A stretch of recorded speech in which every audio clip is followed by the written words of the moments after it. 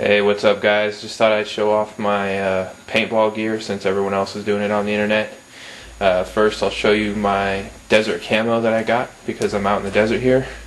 Desert camo makes you camouflage pretty well out here. I got the pants and jacket at a local army surplus store. It was pretty expensive, I believe, for both of them. For the whole set it was like 80 bucks. Kind of wish I would have went on opsgear.com and bought some of it, but here you go.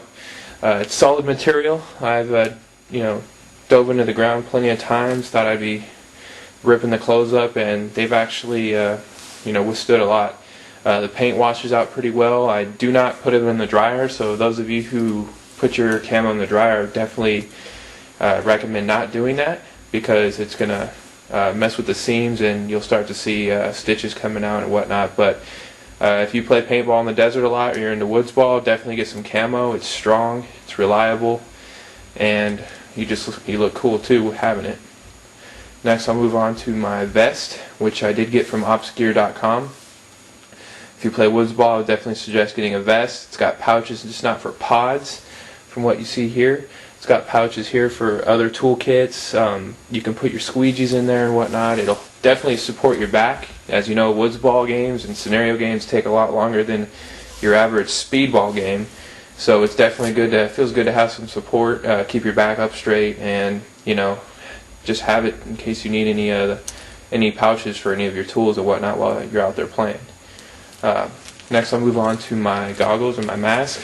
I got this is a recent new addition to my set here. I have the V-Force Profiler, which I would recommend to anyone because it has really good field of range here. It's easy to change out the lenses in case you need to clean them, and it's just a good mask. It has a lot of protection, a lot of breathing room for it, and like I said, you have a pretty good wide range of view, so you're not going to feel like you're looking through binoculars at someone. You're going to be able to see all around you. Your peripheral vision will be really good. It's not too bad. Not too bad on the pocket either. I did buy it from a local paintball store here just to support the store. I believe it was $75 including taxes. I've seen that you can get it online for cheaper, for around 50 or 60 bucks. Next I'll show you guys my Crono. I shouldn't say my Crono, it's all my buddies' Crono as well. If you play paintball, you should definitely have this. I play a lot of outlaw, woodsball, just with some friends out there, and it's nice to be able to check and see what everyone's gun is shooting at. Definitely for safety reasons and whatnot, and just to make sure that your gun is performing like you need it to.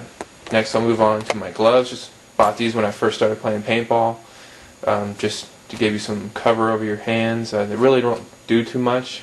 You get hit in the hand, it'll still hurt like hell, but they work for right now. Next I got my tank here. Just your normal compressed air tank.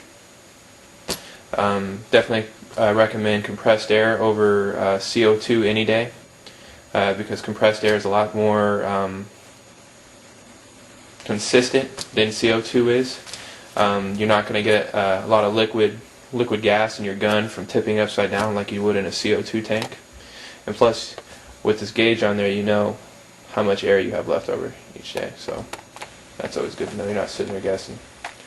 Next we'll move on to my squeegee, which I had to get this type of squeegee here for my Tippmann flatline barrel. Now the common consensus here is if you have a flatline barrel and you break a ball, you might as well just walk out of the game because you're done.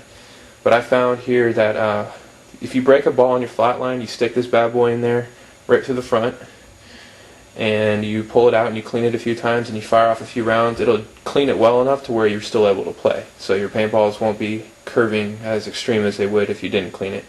Definitely recommend one of these if you got a flatline barrel. Next here is my marker itself, which is the Tippmann A5 with the flatline barrel. I got the X7 hopper, which is not just for looks. It actually serves a purpose. Before I got the X7 hopper, I was taking a lot of hopper shots off the stock hopper. Since I got that, I haven't had one yet. Now, it's not to say that it's not going to happen, but it reduces your chances a lot because you don't have this big football sticking off the side of your gun. Only upgrades I really got on it so far are the flatline barrel, which I do like. I know there's a heated debate out there right now, which is better, the Apex tips or the flatline barrel. I personally do like the flatline barrel. You have to, make sure you use good paint on it. you have to have your velocity tuned in at the right velocity in order to get the flatline effect. But as long as you take care of it and you're willing to spend the time with it and get it operating correctly, you won't regret it. The ball flies straight. It is a little bit inaccurate at longer distances, but you can expect that with any paintball. Paintballs aren't the most aerodynamically things out there that you can shoot, but this will give you the distance that you need to hit someone out at far, and if you rain enough paint at them, you should hit them. I do have a Trinity spring kit in there. I have the high tension spring kit in there, which means I can turn my velocity lower, and with that higher tension spring, it shoots my velocity up higher. So pretty much I use less air because I have that high tension kit in there. I will be getting a techt cyclone upgrade kit here pretty soon. I only have the stock cyclone on there, and I've had this paintball gun for actually, I would say 4 years now. It's a first generation A5, and I know the ratchet system, and it's probably going to go out soon since it's all plastic. So I'm going to get the techt one, so I heard it's reliable, and replace it with that, so make sure everything runs good. I don't have an E-trigger. I'm not too big of a fan of electronic triggers. Just shooting fully automatic, that's not really my thing. I conserve a lot of paint when I go out. 200 rounds will usually last me maybe 2 to 3 games, depending on how much firefighting is going on or whatnot. Over here, I got my paintball duffel bag where I just put all my paintball supplies in when I go to the field. Here's my backup gun. It's actually my first paintball gun that I got. I actually bought it at Walmart, and it's a Spider Extra. I let any of my friends who goes out for the first time that has never been paintballing, they usually use this gun, and it may not look pretty on the outside, but it works pretty good for a beginner. It's simple. It just shoots paint, and that's what you need to do. Here I got my CO2 tank, which I used to use on my Tippmann A5, but I've gone away from that. This will also go with this gun here. I got my hopper, or my hoppers I should say. I got a few other ones in there that look just like this, black, from opsgear.com. Haven't used them yet, but when I do go to scenario games, I plan to be using them because I know I'll have to fill up. Other than that, my bag just serves a purpose for carrying paintballs, carrying paintball equipment, carrying my tools. You got to carry tools out there when you're on the field. But other than that, guys, that's really it. Nothing too special. I just got my Tippmann A5, my gloves, my vest, my mask, and my camo. I do have some boots that I didn't bring out here that are in my car because they're really dirty.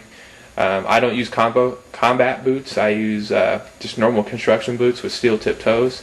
They're actually not that bad. I can kick through a lot of brush, and I won't have to worry about ever stubbing my toe or hurting my foot. But that's pretty much it. Thank you guys for watching.